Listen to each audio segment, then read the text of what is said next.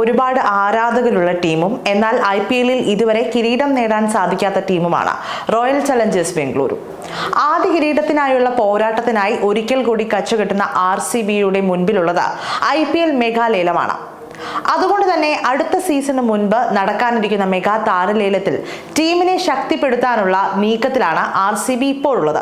Mega താരലേലമായതിനാൽ വളരെ കുറഞ്ഞ എണ്ണം കളിക്കാരെ മാത്രമേ ഫ്രാഞ്ചൈസികൾക്ക് ടീമിൽ നിലനിർത്താൻ സാധിക്കൂ.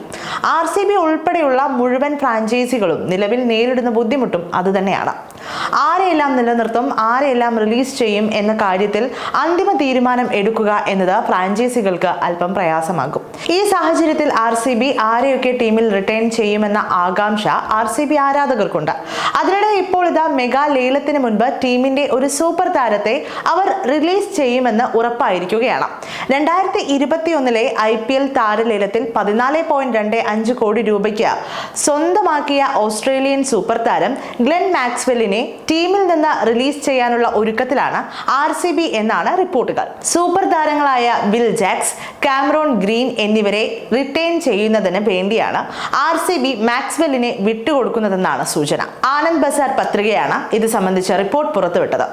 2021 സീസണിലെ IPL ലേലത്തിൽ വമ്പൻ തുകയ്ക്ക് ടീമിലെത്തിയ മാക്സ്വെൽ ആദ്യ സീസണിൽ 15 കളികളിൽ നിന്ന് 513 റൺസ് നേടി തിളങ്ങിയിരുന്നു. ഇതിനുശേഷമുള്ള സീസണുകളിലെല്ലാം താരത്തെ RCB നിലനിർത്തുകയായിരുന്നു. 2024 സീസണിൽ IPLൽ ദയനീയ പ്രകടനമായിരുന്നു താരത്തിൻ്റെത്. 10 കളികളിൽ 52 റൺസ് മാത്രമാണ് മാക്സ്വെല്ലിന് നേടാനായത്. മാക്സ്വെല്ലിന് പുറമെ കഴിഞ്ഞ 3 സീസണിലും ടീമിനെ നയിച്ച ഫാഫ് ഡു പ്ലെസിസിനെയും RCB ടീമിൽ നിന്ന് ഒഴിവാക്കുമെന്നാണ് റിപ്പോർട്ട്. 2022 മെഗാ താരലേലത്തിലായിരുന്നു ഡു പ്ലെസിസിനെ RCB സ്വന്തമാക്കിയത്. പിന്നാലെ ക്യാപ്റ്റനായി അദ്ദേഹത്തെ ടീം നിയമിച്ചു. എന്നാൽ RCBയുടെ കിരീടശാപം അവസാനിപ്പിക്കാൻ ഡു പ്ലെസിസിനും കഴിഞ്ഞില്ല. എന്നാൽ ബാറ്റർ എന്ന നിലയിൽ കഴിഞ്ഞ 3 സീസണുകളിലും മികച്ച പ്രകടനമായിരുന്നു ഡു പ്ലെസിസിന്റേത്. 2022 468 റൺസും 2023 730 റൺസും 2024 438 റൺസും താരം നേടി. അതേസമയം RCBയിലേക്ക് രോഹിത് ശർമ്മ എത്താനുള്ള സാധ്യതയും കൂടുതലാണെന്നാണ് ലഭിക്കുന്ന വിവരം.